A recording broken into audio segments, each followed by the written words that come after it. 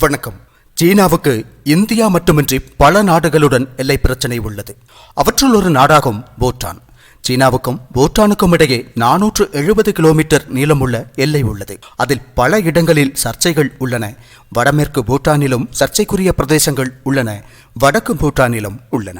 இதேபோல் டோக்லாம் பிரச்சனையை குறித்து கேள்விப்பட்டுள்ளோம். டோக்லாம் பிரச்சனையில் இந்தியா நேரடியாக தலையிட்டிருந்தது தெரிந்த விஷயம்தான். அதாவது பூட்டானின் சுமார் 764 சதுர கிலோமீட்டர் பரப்பளவின் மீது சீனா உரிமை கோரி வருகிறது. அது தவிர 5 விரல் கொள்கையின் கீழ் பூட்டான் முழுவதையும் ரகசியமாக கைப்பற்ற விரும்புகிறது சீன நாடு. சீனா மேலும் மேலும் வலிமை அடைந்து வரும் நிலையில் பூட்டான் என்ற நாட்டிற்கு பெரும் அச்சுறுத்தல் ஏற்பட்டுள்ளது. நாம் நினைப்பதை தாண்டி இது மிகவும் தீவிரமான பிரச்சனையாக மாறி வருகிறது நாளுக்கு நாள். ஜம்மு காஷ்மீருக்கு என்ன நடந்தது என்பது அனைவருக்கும் தெரியும். ஜம்மு காஷ்மீரை இந்தியாவுடன் இணையுமாறு இந்தியா பலமுறை கேட்டுக்கொண்டது. ஆனால் ஜம்மு காஷ்மீர் மன்னர் முதலில் சம்மதிக்கவில்லை. அதனால் ஜம்மு காஷ்மீர் ஒரு சுதந்திர நாடாக இருந்து வந்தது. அந்த நிலையில் பாகிஸ்தான் ஒரு புறம் தாக்குதலை தொடங்கியது. அப்போதுதான் மன்னருக்கு சுயநினைவு வந்து இந்திய ஒன்றியத்தில் இணைந்தது ஜம்மு காஷ்மீர். அதற்கிடையில் காஷ்மீரின் நிறைய பகுதிகள் பாகிஸ்தானின் வசம் சென்றிருந்தன.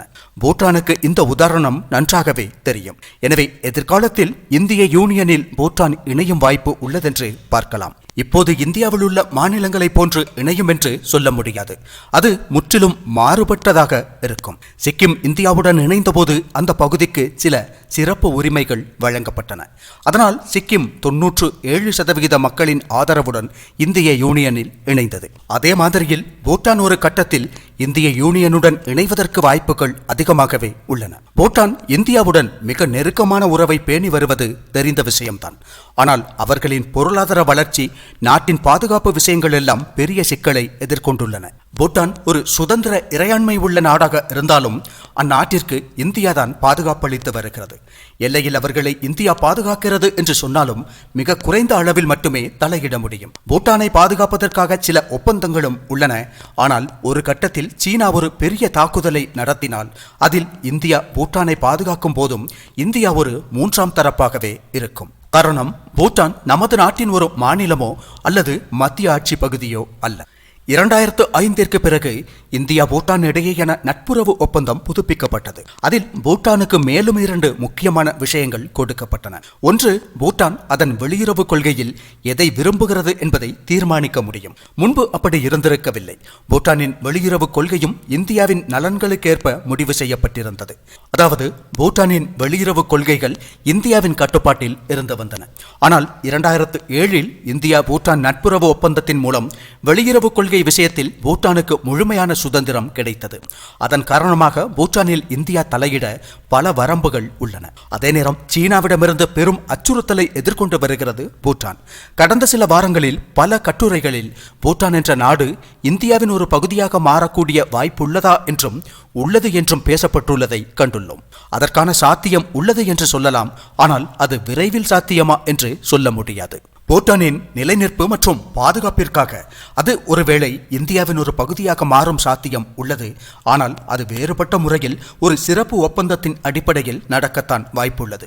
பூட்டான் கலாச்சாரம், அவர்களின் பாரம்பரியம் மற்றும் அனைத்தையும் அப்படியே நிலைநிறுத்துவதை உறுதி செய்யும். இந்தியாவிலிருந்து மக்கள் பூட்டானுக்கு செல்ல விரும்பினால் அனுமதி பெற வேண்டும் என்று இருக்கலாம். நமது நாட்டிலேயே லட்சத்தீவு, வடகிழக்கு மாநிலங்களுக்கு செல்லும் போதெல்லாம் சில இடங்களுக்கு அனுமதி பெற வேண்டும். அதுபோலவே பூட்டானுக்கு செல்ல வேண்டுமானால் சிறப்பு அனுமதி பெற வேண்டிய நிலை இருக்கலாம். அநேகமாக அங்கு நிலம் வாங்க முடியாது என்ற நிலையும் இருக்கக்கூடும். அங்கு வியாபாரம் செய்வதற்கு சில கட்டுப்பாடுகள் இருக்கக்கூடும். இந்தியாவின் மற்ற பகுதிகளில் இருந்து அங்கு வரும் மக்களின் அளவுக்கு சில கட்டுப்பாடுகள் இருக்கும். அவ்வாறு அவர்களின் தனித்தன்மைகளை தக்க வைத்துக் கொண்டு ஒருவேளை எதிர்காலத்தில் பூட்டான் இந்தியாவுடன் இணைவதற்கான சாத்தியக்கூறுகள் மிக மிக அதிகமாக உள்ளன. பூட்டானில் ஜனநாயகம் இருந்தாலும் இப்போதும் மன்னருக்கு சில முக்கியமான அதிகாரங்கள் உள்ளன.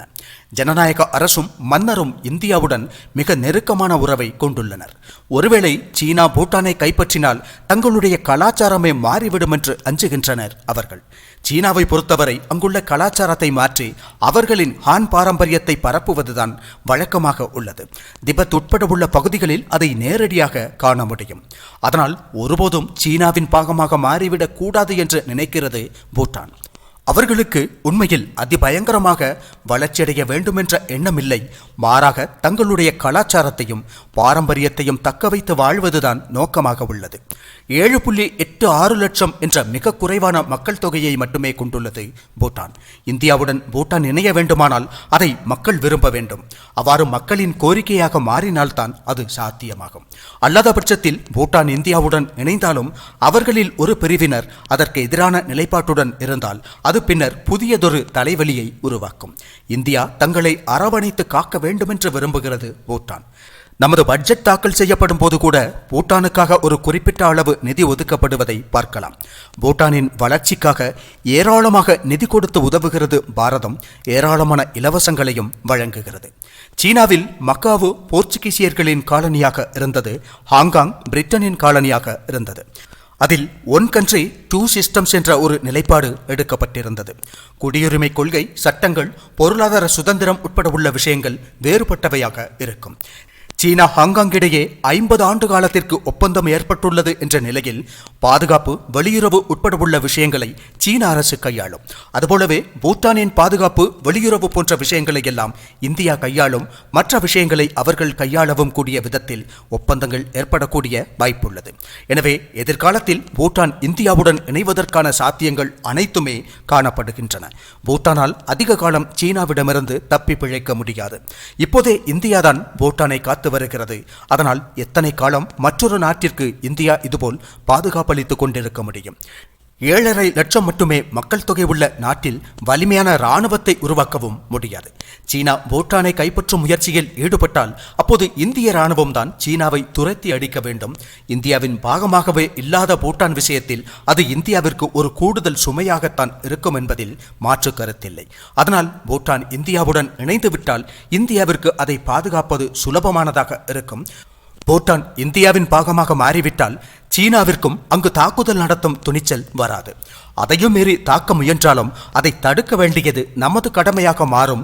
அப்போது இந்தியா பார்த்து கொள்ளும். அமெரிக்காவில் முந்தைய நிர்வாகம் உக்ரைனுக்கு போரில் உதவி செய்தது. ஆனால் மறுதரப்பினர் இப்போது உக்ரைனுக்காக ஏன் அமெரிக்கா போர் புரிய வேண்டும், போருக்கு உதவி செய்ய வேண்டும் என்று கேள்வி எழுப்புகின்றனர்.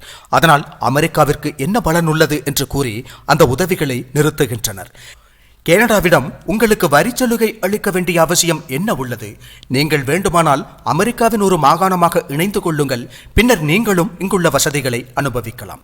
அல்லாமல் எங்கள் நாட்டு மக்களின் வரிப்பணத்தில் கனடாவை வளர்க்க வேண்டிய அவசியம் இல்லை என்று கூறுகிறார் ட்ரம்ப். அதுபோலவே பூட்டானை இந்தியா ஏன் பாதுகாக்க வேண்டும், பூட்டானுக்காக இந்தியா ஏன் போர் புரிய வேண்டும் என்ற நிலைதான் இங்கும் உள்ளது. அது பூட்டானுக்கும் நன்றாகவே தெரியும். அதனால் எதிர்காலத்தில் பூட்டான் இந்தியாவுடன் இணைவதற்கான சாத்தியங்கள் உள்ளன. அது தொடர்பான சில அறிகுறிகள் அங்கும் இங்குமாக தென்படுவதும் குறிப்பிடத்தக்கதாகும்.